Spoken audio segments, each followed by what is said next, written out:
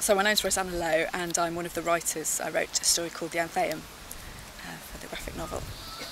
Well, I work as a writer in lots of different genres, and I'd never done a graphic novel before, and I'm really kind of interested in local history, and it just seemed a brilliant kind of opportunity to get involved in a different art form and with other artists and writers, and be kind of connected to the community I live in as well.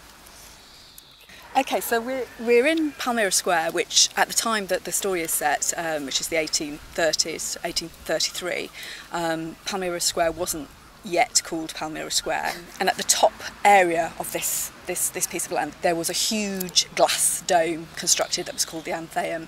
It's mainly the story of a horticultural writer called Henry Phillips, who's also a landscape gardener. And the Antheum was really kind of his brainchild. And it was this enormous glass greenhouse, a bit like the Eden Project, but obviously 180 years ago.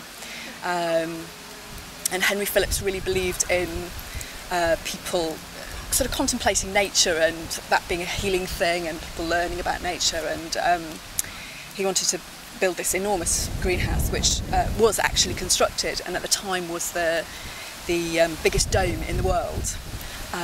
And it housed this huge tropical garden.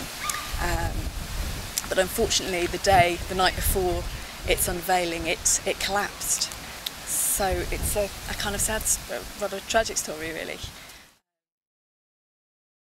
I kind of liked the idea of graphic novels, but I had no idea how to write one. Hadn't really ever thought I would get involved in it, and it's really kind of awoken my interest in that. Very, very much so, very strongly. That's been brilliant, and I'm thinking, why didn't I get interested in that before? Because, yeah, it's a fantastic genre.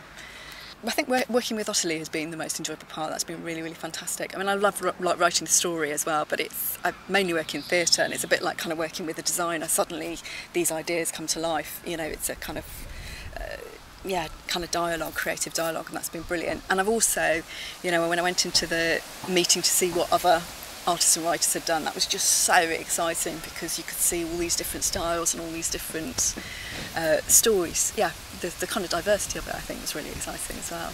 And I think it's going to be this kind of beautiful object that anyone kind of who lives around here it'll make them see their kind of surroundings in a different way. I think it would be a really fascinating